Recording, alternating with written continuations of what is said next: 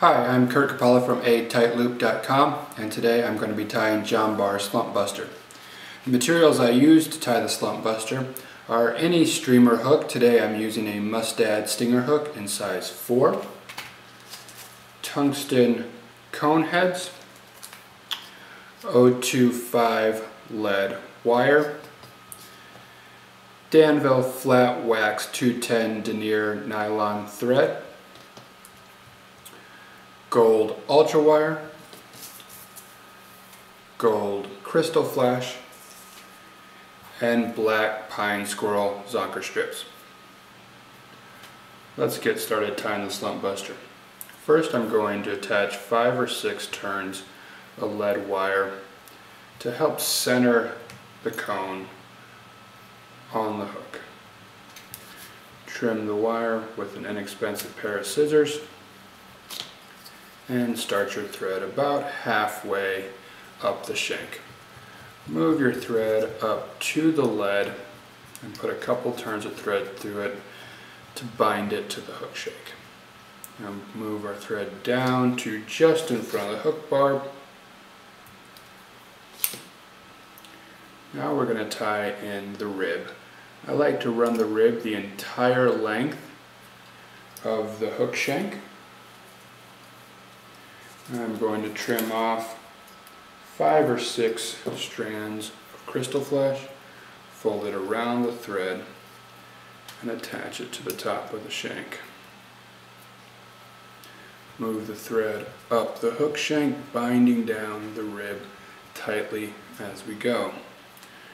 Now we're going to wrap the crystal flash around the hook shank, traveling up the hook shank, making a nice smooth body. It doesn't have to be perfect, but we don't want any large gaps. When we get just up to the lead, we're going to tie the crystal flash off and trim the extra.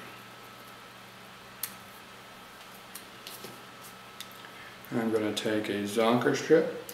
I want the tail to be about a little over one length of the shank. So I'll set that on there, slide the hide up into the cone, and tie it down with 4 or 5 tight wrapped thread. I'm going to moisten the squirrel to make it a little bit easier to wrap the wire through. I start by binding it down just behind the crystal flash, and I start working my way up, trying not to bind down too many of the fibers as I go. Kind of work the wire back and forth as you go through.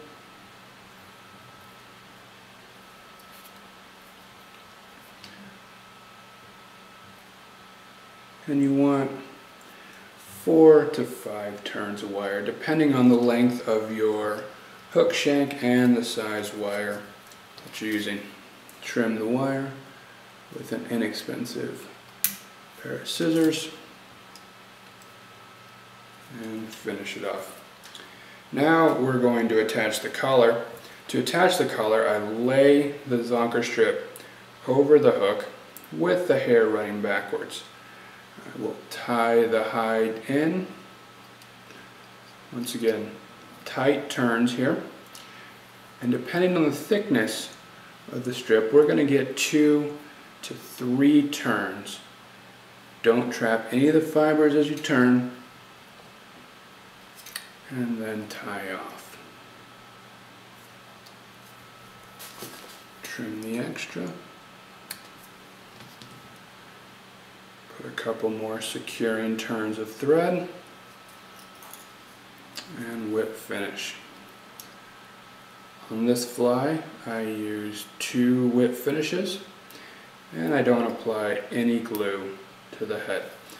Pull the thread very tight, making sure to suck it in behind the cone head.